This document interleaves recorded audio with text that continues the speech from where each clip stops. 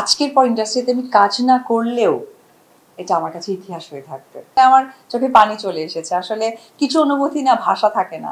আমার রাজপুত্র আমাকে অন্য ভাষায় বার্থডে উইশ করেছে বা কোনো ভালো কাজ প্রেজেন্ট করে তখন জার্নালিস্টের দায়িত্ব জায়গা থেকে চলে আসে সেই নিউজ কাভারেজ করার জন্য। কিন্তু ব্যক্তি কোনো বার্থডে এইভাবে সেলিব্রেশন আমি দেখিনি।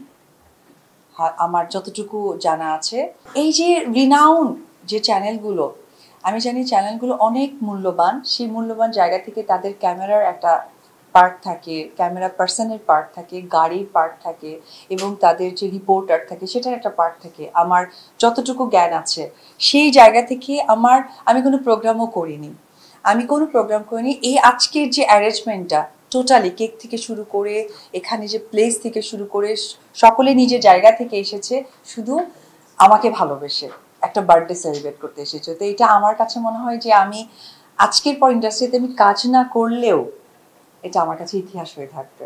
আমি এই ভালোবাসাটুকু নিয়ে আসলে আমার হয়তো বা স্মৃতি শেষ হয়ে যাবে যে না, আমি আর সাংবাদিক ভাই বোনেরা আমাকে এত ভালোবাসে, যাদেরকে ঘিরে প্রত্যেকটা সেক্টরের মানুষই কিন্তু একটু ভীতিপ্রস্ত করে এবং তাদেরকে ছোট করে কথা বলে এবং একটা ওয়ার্ড বারবার বলে, আমি নাম নিতে চাই না। বসুন্ধরা টিস্যু অশুদ্ধতার বিরুদ্ধে এক বিন্দুও ছাড় নয়। খুব ছোট করেই বলে তাদের কালারফুল নিয়ে যেটা আজকে আমরা কেক কাটলাম। হ্যাঁ, তো এইটা আসলে একদমই ঠিক না, কারণ এই সাংবাদিকরা তারা হয়তো বা সাংবাদিক বা তাদের নিউজ দিচ্ছে একটা জিনিস না জেনে কখনোই করে না। তাদের যে ভালোবাসা আছে, ফ্যামিলি আছে, মা আছে, তাদের ওয়াইফ আছে, সন্তান আছে, ফ্যামিলিতে সব থেকে বড় কথা যে আমরা যেমন আমাকে দিদি ডাকে, আমাকে তারা বোনই জানে, আমার বোনের জায়গা থেকেই তারা সেই প্রেজেন্টেশনটা তৈরি করে।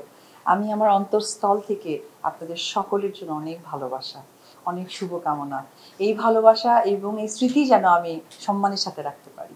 I am really surprised. আমি জাস্ট দুপুরের আগ দিয়ে আমাকে যখন জাহিদ বলছিল যে আপু আপনাকে একটা জায়গায় যেতে হবে, ওইখানে কিন্তু সবাই ওয়েট করছেন, সে কি ওয়েট করছে। তো আমি তো আসলে সত্যি বলতে যে একটু বার্থডে মানে মনে হয় যে না, আরও টুকটাক কিছু যাদের সাথে আমি কাজ করি তারাও তাদের মতো করে তৈরি করে, সেই জায়গা থেকে মনে হয় যে আচ্ছা ঠিক আছে, তাদেরকে একটু সময় দিই।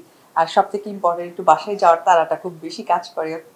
ও তখন আলটিমেটলি আমার বাসায় যাওয়ার তাড়া থেকে বলতেছে যে আপু সব সাংবাদিকরা ওয়েট করছে আপনার জন্য, রিনাউন্ড জার্নালিস্টরা, আপনাকে যেতে হবে। আমি ফান করতেছো।